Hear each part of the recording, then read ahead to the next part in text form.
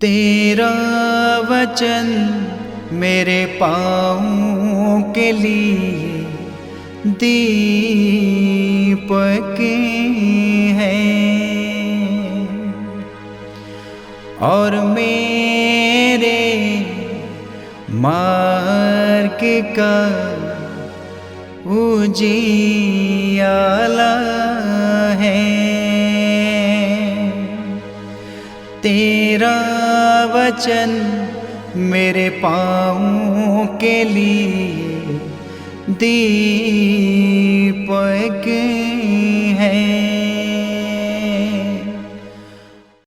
17 अगस्त पहला पाठ एजेकियल का ग्रंथ अध्याय 34 पद संख्या 1 से 11 तक।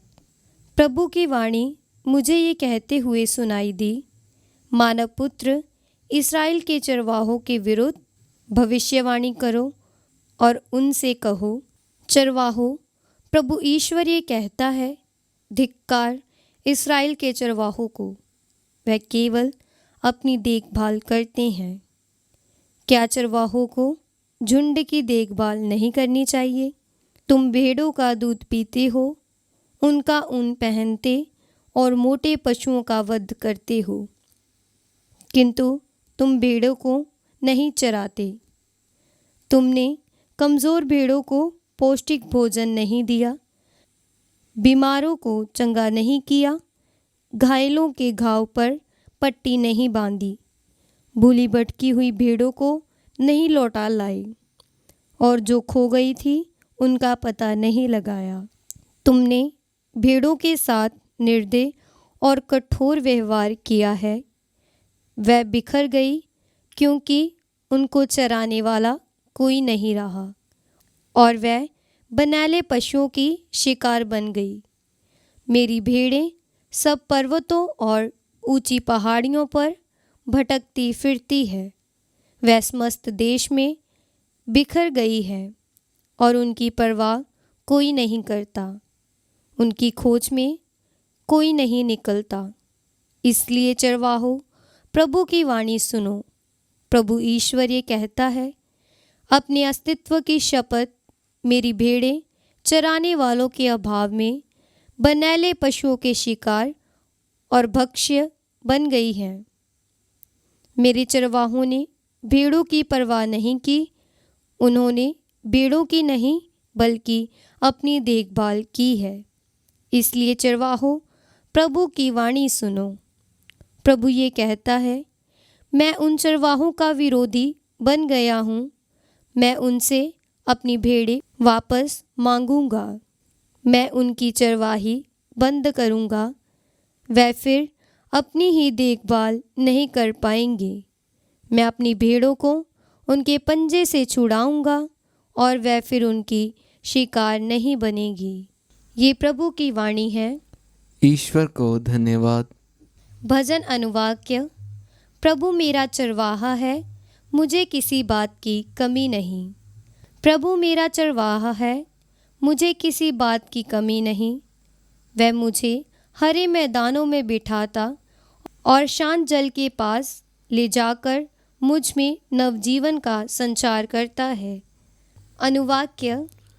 प्रभु मेरा चरवाहा है, मुझे किसी बात की कमी नहीं। अपने नाम के अनुरूप वह मुझे धर्म मार्ग पर ले चलता है। चाहे अंधेरी घाटी होकर जाना पड़े, मुझे किसी अनिष्ट की शंका नहीं, क्योंकि तू मेरे साथ रहता है। मुझे तेरी लाठी, तेरे डंडे का भरोसा है। अनुवाक्य। प्रभु मेरा चरवाहा है, मुझे किसी बात की कमी नहीं। तू मेरे शत्रुओं के देखते देखते मेरे लिए खाने की मेज सजाता है। तू मेरे सिर पर तेल का विलेपन करता और मेरा प्याला लबालब भर देता है। अनुवाक्य। प्रभु मेरा चरवाहा है, मुझे किसी बात की कमी नहीं। तेरी भलाई और तेरी कृपा से मैं जीवन भर घिरा रहता हूँ। मैं चिरकाल तक प्रभु के मंदिर में निवास करूँगा। अनुवाक्य। प्रभु मेरा चरवाहा है, मुझे किसी बात की कमी नहीं। जय घोष हालेलुया। अनुवाक्य। हालेलुया। ईश्वर का वचन जीवंत सशक्त है। वह हमारे मन के भावों तथा विचारों को प्रकट कर देता है। अनुवाक्य। हालेलुया। पवित्र सुसमाचार संत मत्ती के अनुसार अध्याय 20 पद संख्या 1 से 16 तक। स्वर्ग का राज्य उस भूमिधर के सदृश है जो अपनी दाखबारी में मजदूरों को लगाने के लिए बहुत सवेरे घर से निकला। उसने मजदूरों के साथ 1 दिनार का रोजाना तय किया और उन्हें अपनी दाखबारी भेजा। लगभग पहले पहर वह बाहर निकला और उसने दूसरों को चौक में बेकार खड़ा देखकर कहा, तुम लोग भी मेरी दाखबारी जाओ, मैं तुम्हें उचित मजदूरी दूंगा। और वे वहाँ गए, दिन रहे। फिर बाहर निकला और वहाँ दूसरों को खड़ा देखकर उनसे बोला, तुम लोग यहाँ दिन भर क्यों बेकार खड़े हो? उन्होंने उत्तर दिया, इसलिए कि किसी ने हमें मजदूरी में नहीं लगाया।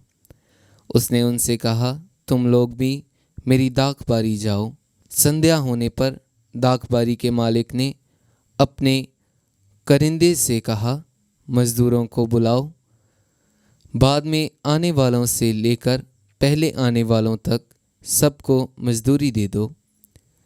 जब वे मजदूर आए जो 1 घंटा दिन रहे काम पर लगाए गए थे, तो उन्हें 1-1 दिनार मिला। जब पहले मजदूर आए तो वे समझ रहे थे कि हमें अधिक मिलेगा, लेकिन उन्हें भी 1-1 दिनार ही मिला।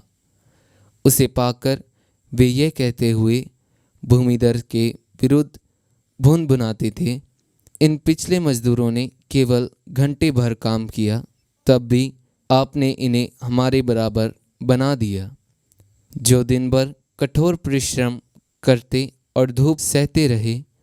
उसने उनमें से एक को यह कहते हुए उत्तर दिया, भाई, मैं तुम्हारे साथ अन्याय नहीं कर रहा हूँ। क्या तुमने मेरे साथ 1 दिनार नहीं तय किया था? अपनी मजदूरी लो और जाओ। मैं इस पिछले मजदूर को भी तुम्हारे जितना देना चाहता हूँ। क्या मैं अपनी इच्छा के अनुसार अपनी संपत्ति का उपयोग नहीं कर सकता? तुम मेरी उदारता पर क्यों जलते हो? इस प्रकार जो पिछले हैं अगले हो जाएंगे और जो अगले हैं पिछले हो जाएंगे। यह प्रभु का पवित्र सुसमाचार है। ख्रिस्त की जय।